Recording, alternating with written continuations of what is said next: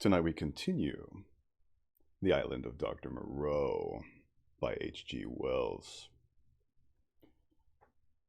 Chapter 16. How the Beast Folk Taste Blood.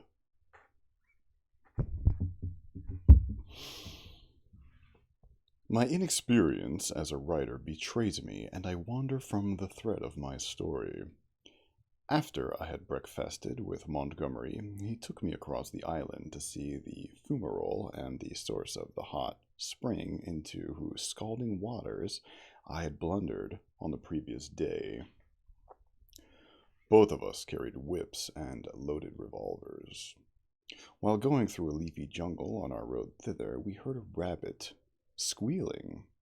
We stopped and listened, but we heard no more, and presently we went on our way, and the incident dropped out of our minds. Montgomery called my attention to a certain little pink animal with long hind legs that went leaping through the undergrowth. He told me they were creatures made of the offspring of the beast people that Moreau had invented. He had fancied they might serve for meat, but a rabbit-like habit of devouring their young had defeated this intention. I had already encountered some of these creatures, once during my moonlight flight from the leopard man, and once during my pursuit by Moreau on the previous day. By chance, one hopping to avoid us leapt into the hole caused by the uprooting of a wind-blown tree. Before it could extricate itself, we managed to catch it. It spat like a cat, scratched and kicked vigorously with its hind legs, and made an attempt to bite, but its teeth were too feeble to inflict more than a painless pinch. It seemed to me rather a pretty little creature, and as Montgomery stated that it never destroyed the turf by burrowing, and was very cleanly in its habits, I should imagine it might prove a convenient substitute for the common rabbit in gentlemen's parks. We also saw, on our way, the trunk of a tree barked in long strips and splintered deeply. Montgomery called my attention to this. Not to claw bark of trees, that is the law, he said. Much of them care for it. It was after this, I think, that we met the satyr and the ape-man. The satyr was a gleam of classical memory on the part of Moreau. His face ovine in expression, like the coarser Hebrew type. His voice a harsh bleat, his nether extremities satanic. Wait a minute, he said ovine. I know what bovine means. I never seen the word ovine. Assuming it's not a typo.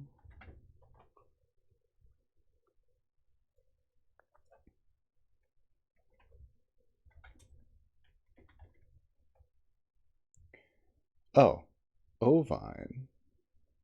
Ovine. Relating to or resembling sheep. Got it.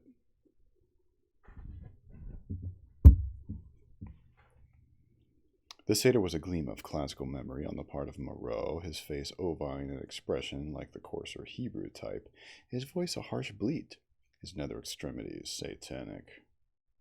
He was gnawing the husk of a pod-like fruit as he passed us. Both of them saluted Montgomery. "Hail," said they, "to the other with the whip." "There's a third with a whip now," said Montgomery, "so you'd better mind." "Was he not made?" said the ape-man. He said he was made. The satyr-man looked curiously at me. "The third with the whip, he that walks weeping into the sea, has a thin white face." "He has a thin long whip," said Montgomery. "Yesterday he bled and wept," said the satyr. "You never bleed nor weep. The master does not bleed nor weep." "Ollendorfian beggar," said Montgomery. "You'll bleed and weep if you don't look out." "He has 5 fingers. He is a 5-man like me," said the ape-man. "Come along, Prendick," said Montgomery, taking my arm, and I went on with him. The satyr and the ape-man stood watching us and making other remarks to each other. "He says nothing," said the satyr. "Men have voices." "Yesterday he asked me of things to eat," said the ape-man. "He did not know." Then they spoke inaudible things, and I heard the satyr laughing. It was on our way back that we came upon the dead rabbit. The red body of the wretched little beast was rent to pieces, many of the ribs stripped white, and the backbone indisputably gnawed. At that, Montgomery stopped. "Good God," said he, stooping down and picking up some of the crushed vertebrae to examine them more closely. "Good God," he repeated, "what can this mean?" "Some carnivore of yours has remembered its old habits," I said, after a pause. "This backbone has been bitten through." He stood staring with his face white and his lip pulled askew. "I don't like this," he said slowly.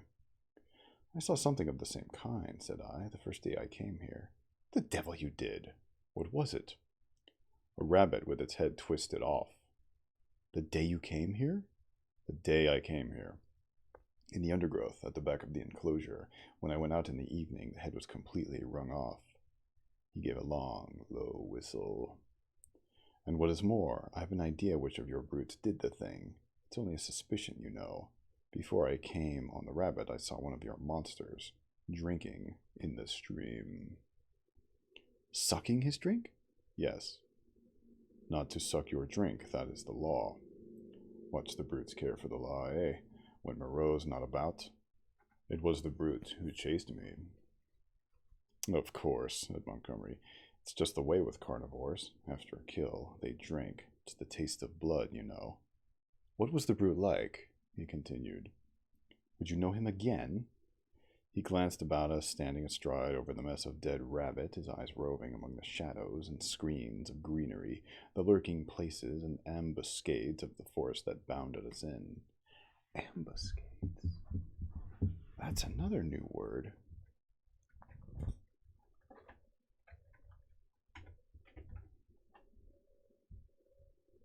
Ambuscades.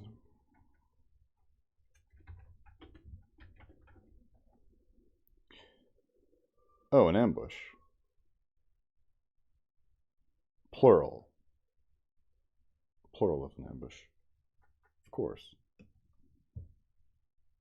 Ambuscade. Yeah, ambuscade.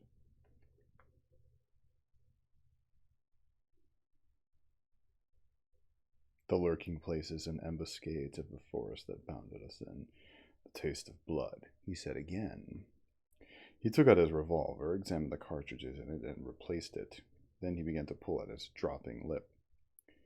"I think I should know the brute again," I said. "I stunned him. He ought to have a handsome bruise on the forehead of him. But then we have to prove that he killed the rabbit," said Montgomery. "I wish I'd never brought the things here." I should have gone on, but he stayed there thinking over the mangled rabbit in a puzzle-headed way. As it was, I went to such a distance that the rabbit's remains were hidden. "Come on," I said. Presently he woke up and came towards me. "You see," he said almost in a whisper, "they are all supposed to have a fixed idea against eating anything that runs on land, if some brute has by any accident tasted blood." We went on some way in silence. "I wonder what can have happened," he said to himself. Then, after a pause again, "I did a foolish thing the other day. That servant of mine, I showed him how to skin and cook a rabbit. It's odd. I saw him licking his hands. It never occurred to me. Then we must put a stop to this. I must tell Moreau." He could think of nothing else on our homeward journey. Moreau took the matter even more seriously than Montgomery, and I need scarcely say that I was affected by their evident consternation. "We must make an example," said Moreau. "I've no doubt in my own mind that the leopard man was the sinner, but how can we prove it? I wish, Montgomery, you had kept your taste for meat in hand and gone without these exciting novelties. We may find ourselves in a mess, yet through it." "I was a silly ass," said Montgomery, "but the thing's done now, and you said I might have them, you know." "We must see to the thing at once," said Moreau. "I suppose if anything should turn up, Maling can take care of himself?" "I'm not so sure of Maling," said Montgomery. "I think I ought to know him." In the afternoon, Moreau, Montgomery, myself, and Maling went across the island to the huts in the ravine. We three were armed. Maling carried a little hatchet he used in chopping firewood and some coils of wire. Moreau had a huge cowherd's horn slung over his shoulder.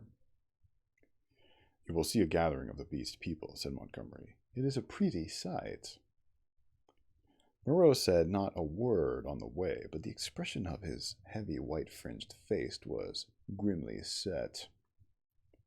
We crossed the ravine, down which smoked the stream of hot water, and followed the winding pathway through the cane brakes until we reached a wide area covered over with a thick powdery yellow substance, which I believe was sulfur. Above the shoulder of a weedy bank, the sea glittered. We came to a kind of shallow natural amphitheater, and here the four of us halted. Then Moreau sounded the horn and broke the sleeping stillness of the tropical afternoon. He must have had strong lungs. The hooting note rose and rose amidst the echoes, to at last an ear-penetrating intensity. "Ah," said Moreau, letting the curved instrument fall to his side again.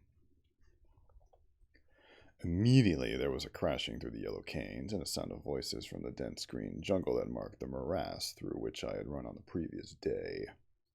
Then, at 3 or 4 points on the edge of the sulphurous area, appeared the grotesque forms of the beast people hurrying towards us. I could not help a creeping horror as I perceived first one and then another trot out from the trees or reeds and came shambling along over the hot dust. But Moreau and Montgomery stood calmly enough, and perforce I stuck beside them. First to arrive was the satyr, strangely unreal for all that he cast a shadow and tossed the dust with his hoofs.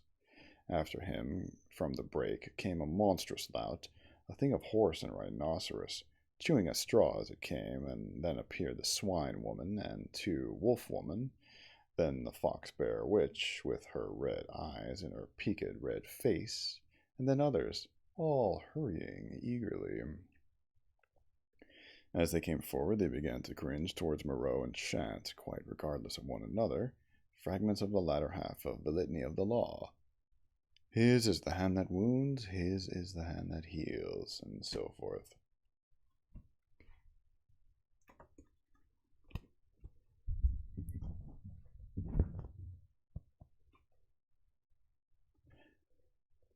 As soon as they had approached within a distance of perhaps 30 yards, they halted, and bowing on knees and elbows, began flinging the white dust upon their heads. Imagine the scene if you can. We 3 blue-clad men, with our misshapen, black-faced attendant, standing in a wide expanse of sunlit yellow dust under the blazing blue sky, and surrounded by this circle of crouching and gesticulating monstrosities, some almost human save in their subtle expression and gestures, some like cripples, some so strangely distorted as to resemble nothing but the denizens of our wildest dreams. Some, and beyond, the reedy lines of a cane-brake in one direction, a dense tangle of palm trees on the other, separating us from the ravine with the huts, and to the north, the hazy horizon of the Pacific Ocean. I keep forgetting what a cane-brake is. I know I've looked it up. Is it a cave? Oh no. It's a piece of ground covered with the dense growth of canes.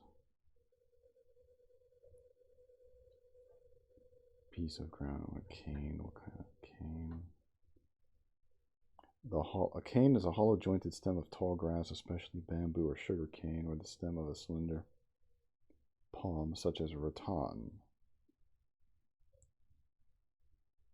Show me I gotta see a picture of these.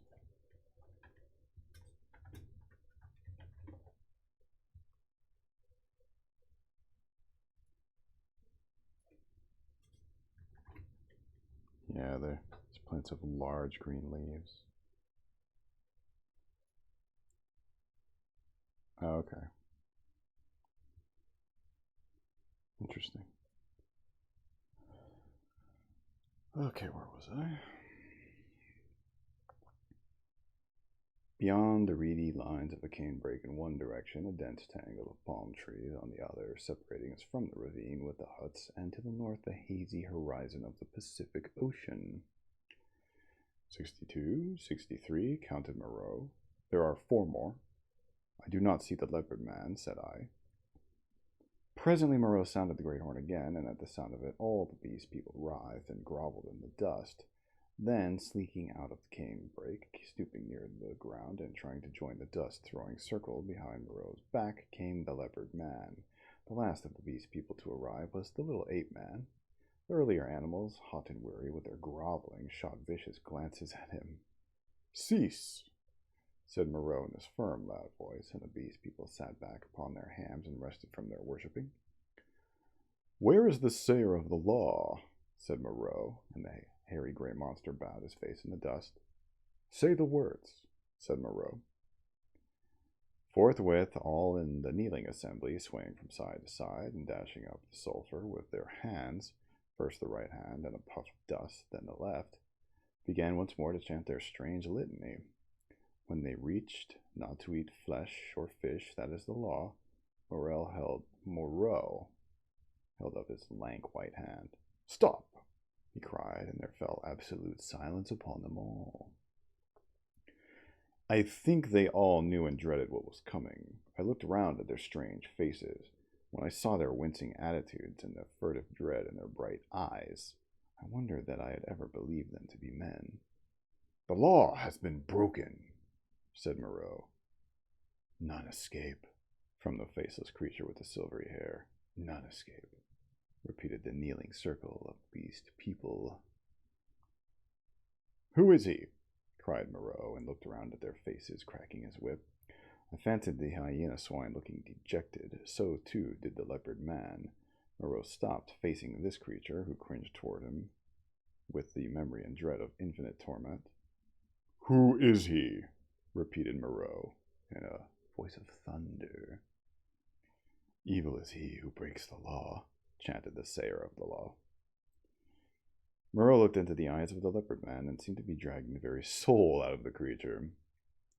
"Who breaks the law?" said Moreau, taking his eyes off his victim and turning towards us. It seemed to me that there was a touch of exultation in his voice.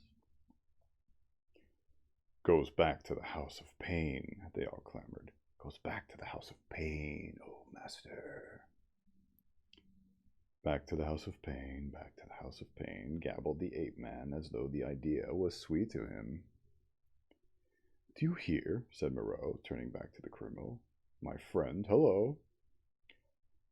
For the leopard man, released from Moreau's eye, had risen straight from his knees, and now, with eyes aflame and his huge feline tusks flashing out from under his curling lips, leapt toward his tormentor. I am convinced that only the madness of unendurable fear could have prompted this attack.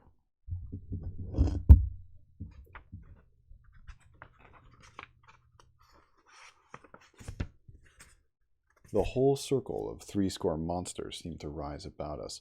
I drew my revolver. The 2 figures collided. I saw Moreau reeling back from the leopard man's blow. There was a furious yelling and howling all about us. Everyone was moving rapidly. For a moment I thought it was a general revolt. The furious face of the leopard man flashed by mine, with Mling close in pursuit. I saw the yellow eyes of the hyena swine blazing with excitement, his attitude as if he were half resolved to attack me. The satyr, too, glared at me over the hyena swine's hunched shoulders. I heard the crack of Moreau's pistol and saw the pink flash dart across the tumult. The whole crowd seemed to swing around in the direction of the glint of fire, and I too was swung round by the magnetism of the movement.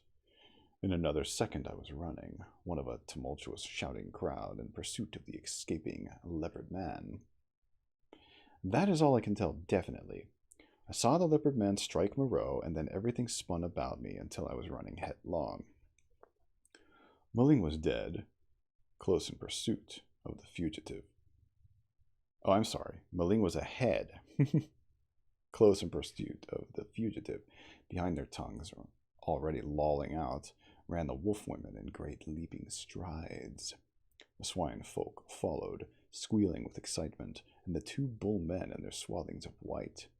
Then came Moreau and a cluster of the beast people, his wide-brimmed straw hat blown off, his revolver in hand, his lank white hair streaming out. Hyena Swine ran beside me, keeping pace with me and glancing furtively at me out of his feline eyes, and the others came pattering and shouting behind us. The leopard man went bursting his way through the long canes, which sprang back as he passed and rattled in Maling's face.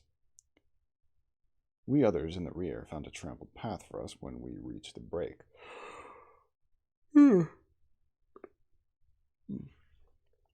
chase lay through the break for perhaps a quarter of a mile and then plunged into a dense thicket which retarded our movements exceedingly. Though we went through it in a crowd together, fronds flicking into our faces, ropey creepers catching us under the chin or gripping our ankles, thorny plants hooking into and tearing cloth and flesh together.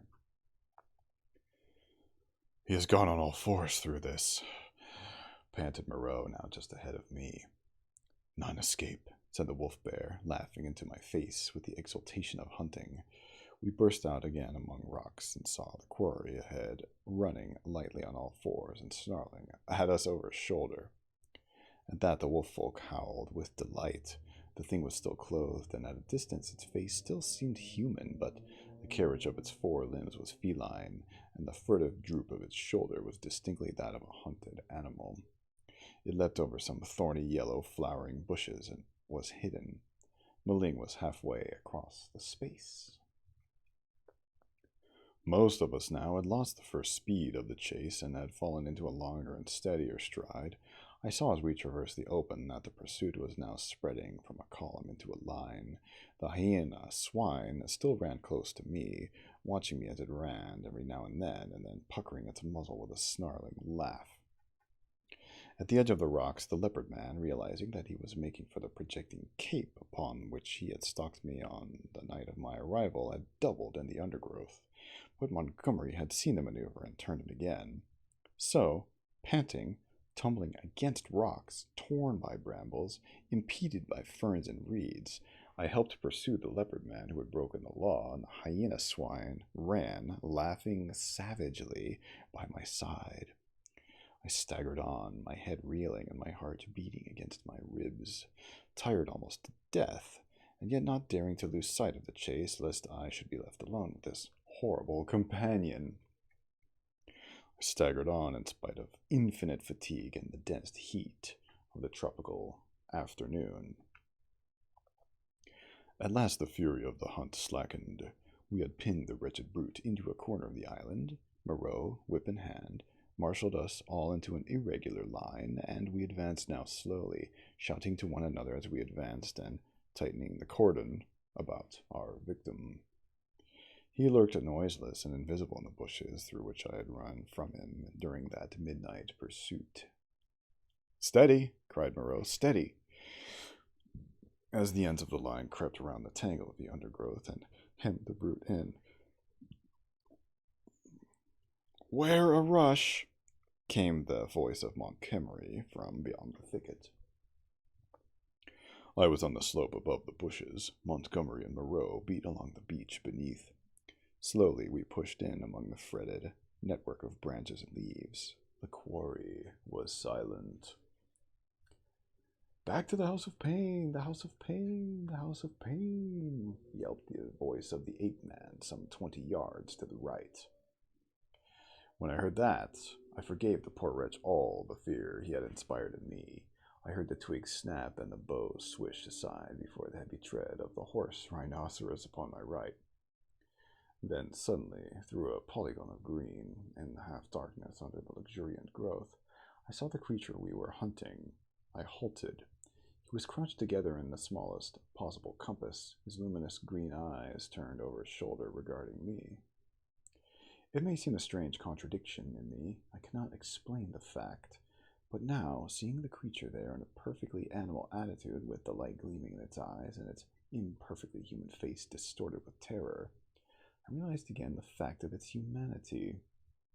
In another moment, other of its pursuers would see it, and it would be overpowered and captured, to experience once more the horrible tortures of the enclosure. Abruptly, I slipped out my revolver and aimed it between its terror-struck eyes and fired. As I did so, the hyena swine saw the thing, flung itself upon it with an eager cry, thrusting thirsty teeth into its neck. All about me, the green masses of the thicket were swaying and cracking as the beast people came rushing together. One face and then another appeared. "Don't kill it, Prendick!" cried Moreau. "Don't kill it!" And I saw him stooping as he pushed through under the fronds of the big ferns. In another moment, he had beaten off the hyena swine with the handle of his whip, and he and Montgomery were keeping away the excited carnivorous beast people, and particularly Maling, from the still quivering body. The hairy gray thing came sniffing at the corpse under my arm. The other animals, in their animal ardor, jostled me to get a nearer view. Ardor, let's see if I even said that right. Ardor? Ardor? Ardor?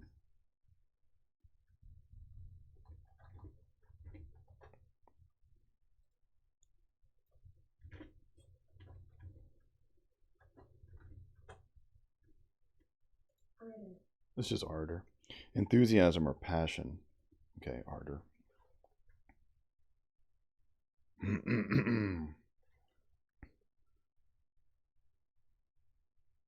The other animals, in their animal ardor, jostled me to get a nearer view. "Confound you, Prendick," said Moreau. "I wanted him." "I'm sorry," said I, though I was not. It was the impulse of the moment. I felt sick with exertion and excitement. Turning, I pushed my way out of the crowding beast people and went on alone up the slope towards the higher part of the headland. Under the shouted directions of Moreau, I heard the three white swathed bullmen begin dragging the victim down towards the water. It was easy now for me to be alone. The beast people manifested a quite human curiosity about the dead body and followed it in a thick knot, sniffing and growling at it as the bullmen dragged it down the beach. I went to the headland and watched the bullmen, black against the evening sky, as they carried the weighted dead body out to sea, and like a wave across my mind came the realization of the unspeakable aimlessness of things upon the island. Upon the beach, among the rocks beneath me, were the ape-man, the hyena swine, and several other of the beast people.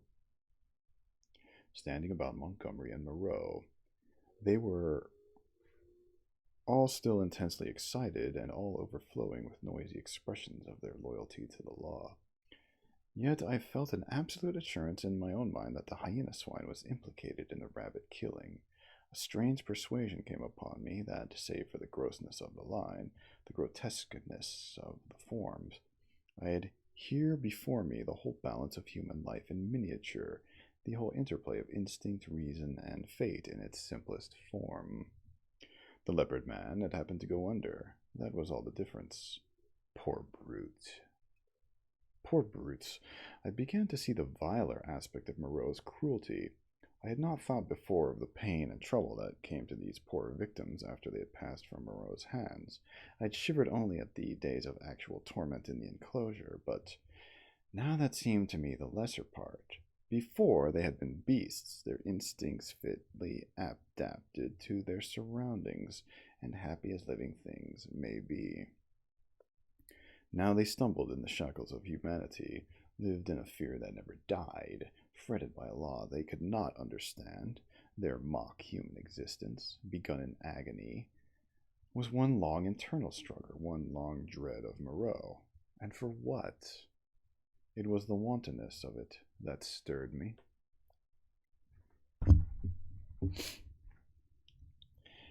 Had Moreau had any intelligible object, I could have sympathized at least a little with him. I am not so squeamish about pain as that. I could have forgiven him even a little had his motive been only hate. But he was so irresponsible, so utterly careless. His curiosity, his mad, aimless investigations drove him on, and the things were thrown out to live a year or so, to struggle and blunder and suffer, and at last to die painfully. They were wretched in themselves. The old animal hate moved them to trouble one another. The law held them back from a brief hot struggle and a decisive end to their natural animosities. In those days, my fear of the beast people went the way of my personal fear of Moreau. I fell indeed into a morbid state, and deep and enduring and alien to fear, which has left permanent scars upon my mind. I must confess that I lost faith in the sanity of the world when I saw it suffering the painful disorder of this island. A blind fate, a vast, pitiless mechanism, seemed to cut and shape the fabric of existence, and I, Moreau, by his passion for research, Montgomery, by his passion for drink, the beast people with their instincts and mental restrictions were torn and crushed, ruthlessly, inevitably, amid the infinite complexity of its incessant wheels. But this condition did not come all at once. I think indeed that I anticipate a little in speaking of it now. I might need some water.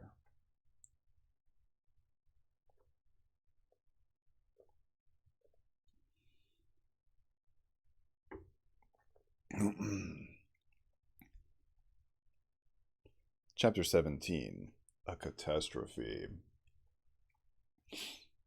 Scarcely 6 weeks passed before I lost every feeling but dislike and abhorrence for this infamous experiment of Moreau's. My one idea was to get away from these horrible caricatures of my Maker's image, back to the sweet and wholesome intercourse of men. My fellow creatures, from whom I was thus separated, began to assume idyllic virtue and beauty in my memory. My first friendship with Montgomery did not increase.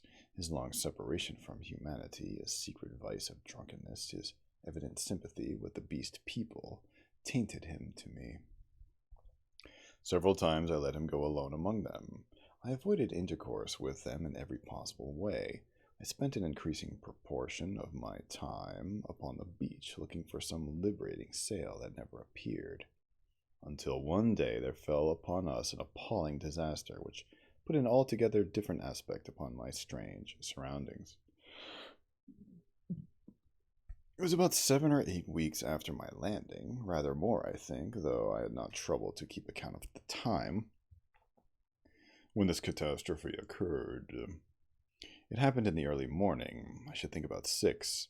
I had risen and breakfasted early, having been aroused by the noise of 3 beast men carrying wood into the enclosure.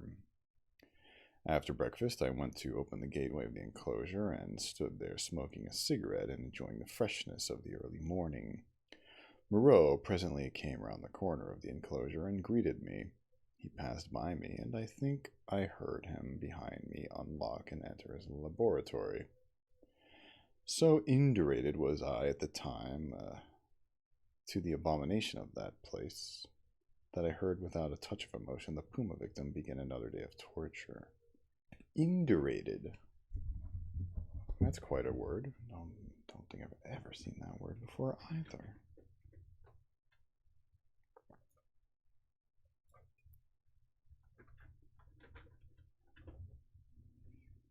Indurated means hardened. Indurated. Yeah.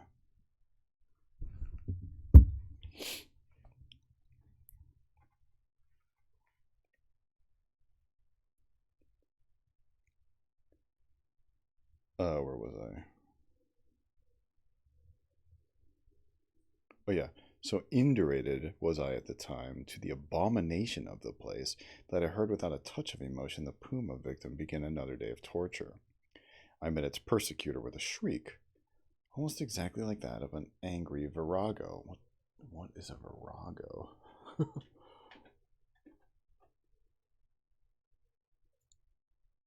So many words. Virago, a domineering, violent, or bad-tempered woman? What? Virago. Never seen that before either. A woman of masculine strength or spirit. A female warrior. Interesting. Okay. I met its persecutor with a shriek almost exactly like that of an angry virago. Then suddenly something happened. I do not know what to this day. I heard a short, sharp cry behind me, a fall, and turning saw an awful face rushing upon me. Not human, not animal, but hellish brown, seamed with red branching scars, red drops starting out upon it, and the lidless eyes ablaze. I threw up my arm to defend myself from the blow that flung me headlong with a broken forearm, and the great monster, swathed in lint and with red-stained bandages fluttering about it, leapt over me and passed. I rolled over and over down the beach, tried to sit up, and collapsed upon my broken arm. Then Moreau appeared, his massive white face all the more terrible for the blood that trickled from his forehead. He carried a revolver in one hand. He scarcely glanced at me, but rushed off at once in pursuit of the puma. I tried the other arm and sat up. The muffled figure in front ran in great striding leaps along the beach, and Moreau followed her. She turned her head and saw him, then, doubling abruptly, made for the bushes. She gained upon him at every stride. I saw her plunge into them, and Moreau, running slantingly to intercept her, fired and missed as she disappeared. Then he too vanished in the green confusion. I stared after them, and then the pain in my arm flamed up, and with a groan I staggered to my feet. Montgomery appeared in the doorway, dressed and with his revolver in his hand. "Great God, Prendick," he said, not noticing that I was hurt. "That brute's loose. Tore the fetter out of the wall. Have you seen them?" Then sharply, seeing I gripped my arm, "What's the matter?" "I was standing in the doorway," said I. He came forward and took my arm. "Blood on the sleeve," said he, and rolled back the flannel. He pocketed his weapon, felt my arm about painfully, and led me inside.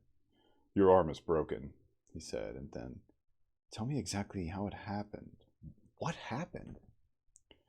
I told him what I had seen, told him in broken sentences, with gasps of pain between them, and very dexterously and swiftly he bound my arm. Meanwhile, he slung it from my shoulder, stood back, and looked at me. "You'll do," he said. "And now?" He thought, and then he went out and locked the gates of the enclosure. He was absent some time. I was chiefly concerned about my arm. The incident seemed merely one more of many horrible things. I sat down in the deck chair, and I must admit swore heartily at the island. The first dull feeling of injury in my arm had already given way to a burning pain when Montgomery appeared. His face was rather pale, and he showed more of his lower gums than ever. "I can neither see nor hear anything of him," he said. "I've been thinking he may want my help." He stared at me with his expressionless eyes. "That was a strong brute," he said. "It simply wrenched its fetter out of the wall." He went to the window, then to the door, and there turned to me. "I shall go after him," he said. "There's another revolver I can leave with you. To tell you the truth, I feel anxious, somehow." He obtained the weapon and put it ready to my hand on the table, then went out, leaving a restless contagion in the air. I did not sit long after he left, but took the revolver in hand and went to the doorway. The morning was as still as death. Not a whisper of wind was stirring. The sea was like polished glass, the sky empty, the beach desolate. In my half-excited, half-feverish state, this stillness of things oppressed me. I tried to whistle, and the tune died away. I swore again, the second time that morning. Then I went to the corner of the enclosure and stared inland at the green bush that had swallowed up Moreau and Montgomery. When would they return, and how? Then far away up the beach, a little gray beast man appeared, ran down to the water's edge, and began splashing about. I strolled back to the doorway, then to the corner again, and so began pacing to and fro like a sentinel on duty. Once I was arrested by the distant voice of Montgomery bawling, "Cooey, Moreau!" My arm became less painful, but very hot. I got feverish and thirsty. My shadow grew shorter. I watched the distant figure until it went away again. Would Moreau and Montgomery never return? 3 sea birds began fighting for some stranded treasure. Then from far away, behind the enclosure, I heard a pistol shot. A long silence, and then came another. Then a yelling cry nearer, and another dismal gap of silence. My unfortunate imagination set to work to torment me. Then suddenly a shot close by. I went to the corner, startled, and saw Montgomery, his face scarlet, his hair distorted, and the knee of his trousers torn. His face expressed profound consternation. Behind him slouched the beast man, Maling, and around Maling's jaws were some queer, dark stains. Has he come? Said Montgomery. Moreau? Said I. No. My God! The man was panting, almost sobbing. Go back in, he said, taking my arm. They're mad. They're all rushing about mad. What could have happened? I don't know. I'll tell you when my breath comes. Where's some brandy? Montgomery limped before me into the room and sat down in the deck chair. Maling flung himself down just outside the doorway and began panting like a dog. I got Montgomery some brandy and water. He sat staring in front of him at nothing, recovering his breath. After some minutes, he began to tell me what had happened. He had followed their track for some way. It was plain enough at first on account of the crushed and broken bushes, white rags torn from the puma's bandages, and occasional smears of blood on the leaves of the shrubs and undergrowth. Love you too, honey. He lost the track, however, on the stony ground beyond the stream where I had seen the beast man drinking, and went wandering aimlessly westward, shouting Moreau's name. Then Maling had come to him carrying a light hatchet. Maling had seen nothing of the puma affair, had been felling wood, and heard him calling. They went on shouting together. Two beast men came crouching and peering at them through the undergrowth, with gestures and a furtive carriage that alarmed Montgomery by their strangeness. Excuse me. He hailed them and fled guiltily. He stopped shouting after that, and after wandering some time farther in an undecided way, determined to visit the huts. He found the ravine deserted. Growing more alarmed every minute, he began to retrace his steps.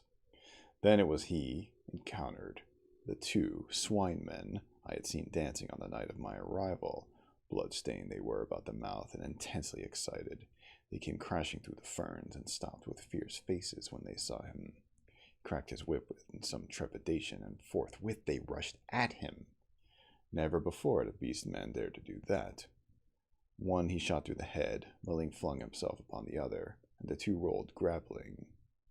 Maling got his brute under and with his teeth in its throat, and Montgomery shot that too as it struggled in Maling's grip. He had some difficulty in inducing Maling to come on with him.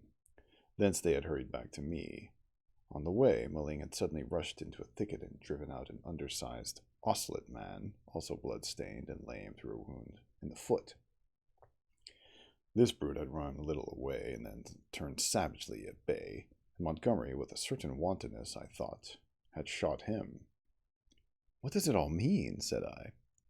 He shook his head and turned once more to the brandy. Chapter 18. The Finding of Moreau. When I saw Montgomery swallow a third dose of brandy, I took it upon myself to interfere. He was already more than half fuddled. I told him that some serious thing must have happened to Moreau by this time, or he would have returned before this, and that it behooved us to ascertain what that catastrophe was. Montgomery raised some feeble objections, and at last agreed. We had some food, and then all three of us started.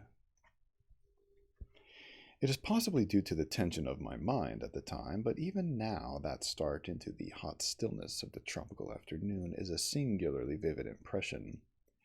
Maling went first, his shoulder hunched, his strange black head moving with quick starts as he peered first on this side of the way and then on that. He was unarmed. His axe he had dropped when he encountered the swine man. Teeth were his weapons when it came to fighting. Montgomery followed with stumbling footsteps, his hands in his pockets, his face downcast.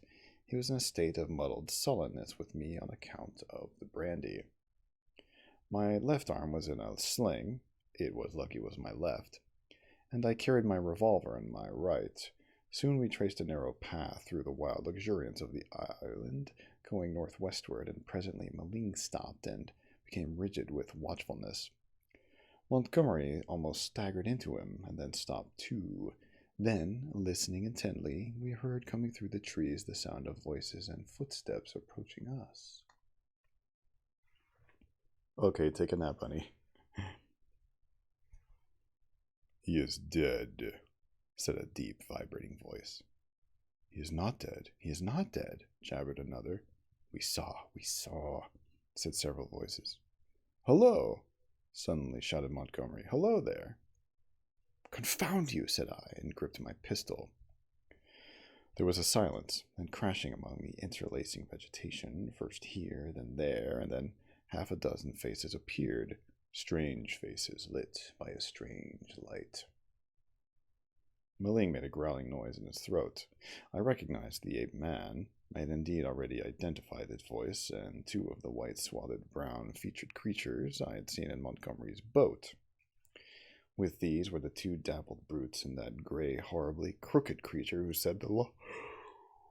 Who said the law. With gray hair streaming down its cheeks, heavy gray eyebrows, and gray locks pouring off from a central parting upon its sloping forehead. A heavy, faceless thing with strange red eyes, looking at us curiously from amidst the green. For a space, no one spoke. Then Montgomery hiccuped. Wait, that's not a hiccup. It's a hiccough.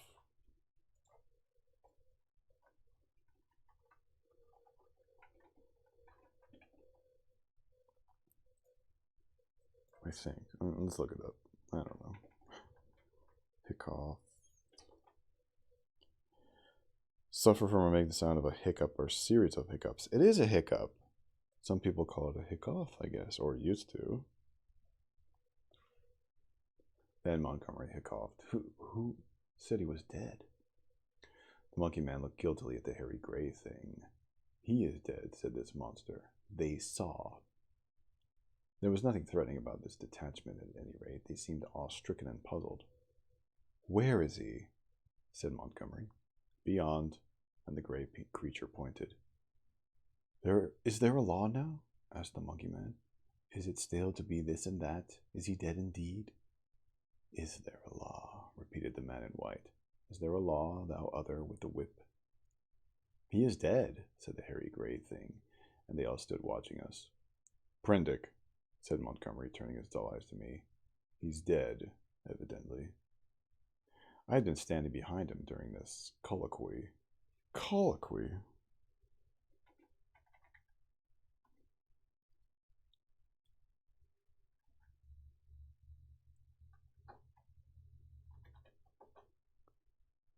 That's another new word.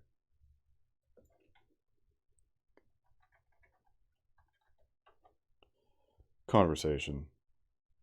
A gathering for discussion of theological questions. Colloquy. Colloquy, yeah. Hang on, I need some lip balm. Driving me crazy.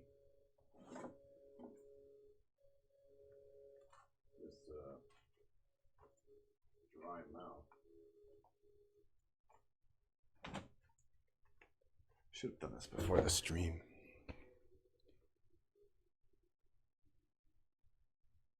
It's still hard to speak. Uncomfortable. Dryness.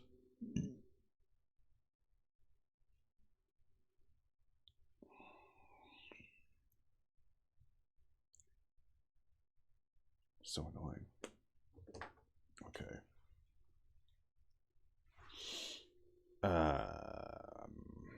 I had been standing behind him during this colloquy. I began to see how things lay with them. I suddenly stepped in front of Montgomery and lifted up my voice.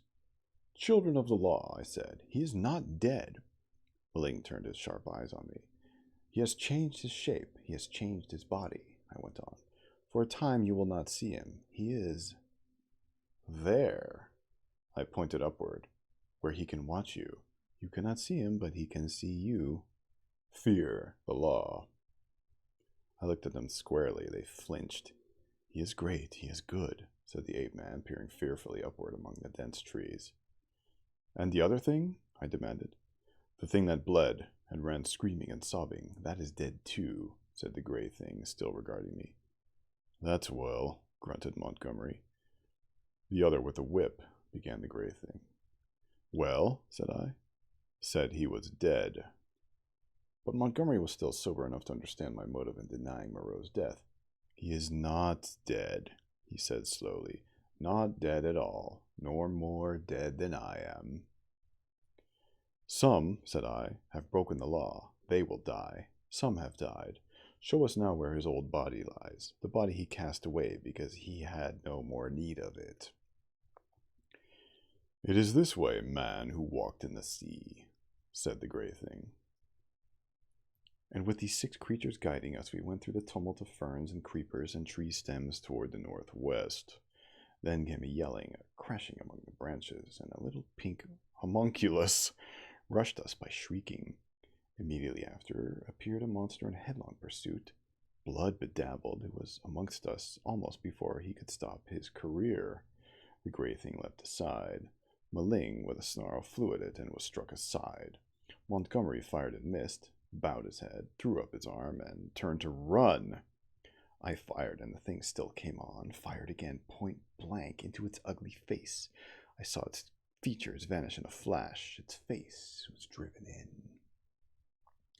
Yet it passed me, grinned to Montgomery, and holding him, fell headlong beside him and pulled him sprawling upon itself in its death agony.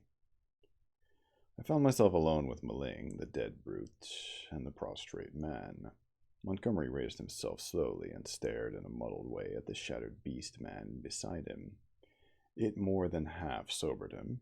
He scrambled to his feet. Then I saw the gray thing returning cautiously through the trees. See, said I, pointing to the dead brute, is the law not alive? This came of breaking the law. He peered at the body.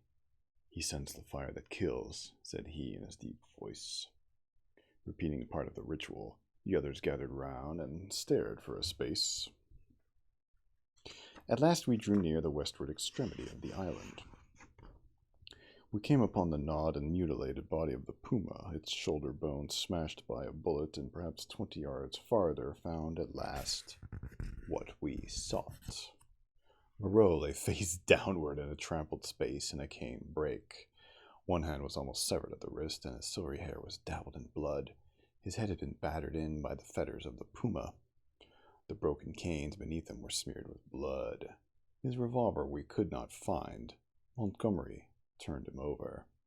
Resting at intervals, and with the help of the 7 beast people, for he was a heavy man, we carried Moreau back to the enclosure. The night was darkling. Twice we heard unseen creatures howling and shrieking past our little band, and once the little pink sloth creature appeared and stared at us and vanished again. But we were not attacked again. At the gates of the enclosure, our company of beast people left us, Maling going with the rest. We locked ourselves in, then took Moreau's mangled body into the yard and laid it upon a pile of brushwood. Then we went into the laboratory and put an end to all we found living there. I shall stop there tonight.